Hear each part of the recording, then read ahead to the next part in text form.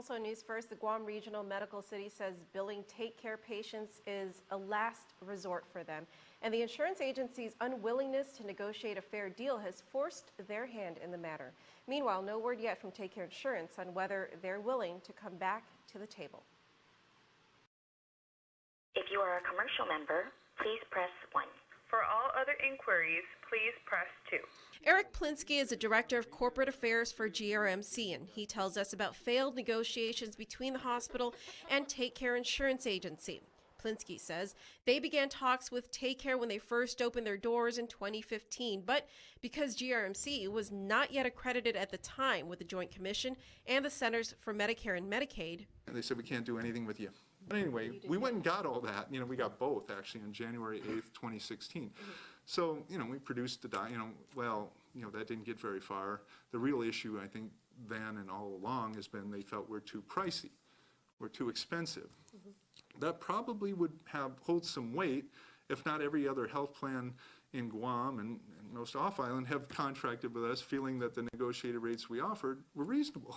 But even as negotiations continued, Plinsky says they continued to accept Takecare patients, and instead of billing the patients directly, as is normally the practice, GRMC sent the bills to Takecare in the hopes that at some point they'd be able to negotiate a settlement of the claims and sign a contract.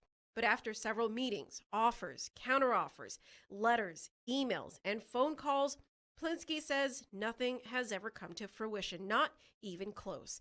Plinsky explains that Takecare made an offer to settle the bills, but their offer was not reasonable. It was well below 50% of the amount owed.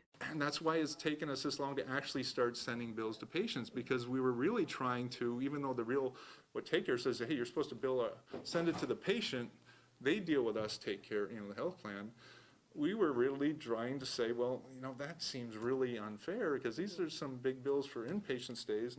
So what does this mean for those on Takecare or who've had Takecare as their health insurance carrier in the past? Well, as an example, if you visited GRMC's emergency room as a Takecare subscriber and left without paying or only paid a fraction of the total billed amount before leaving, you will likely get a letter in the mail.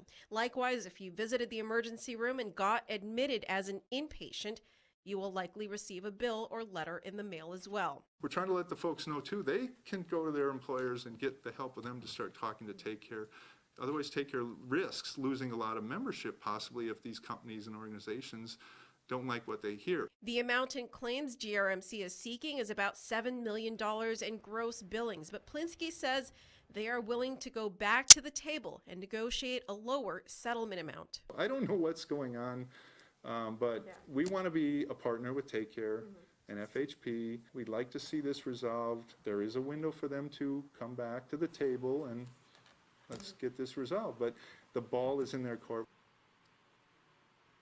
We were able to contact Takecare President Jeff Larson, and he told us that the company was preparing a statement. We made several calls to the Takecare office, however, but we have not received any statement from the company as of news time.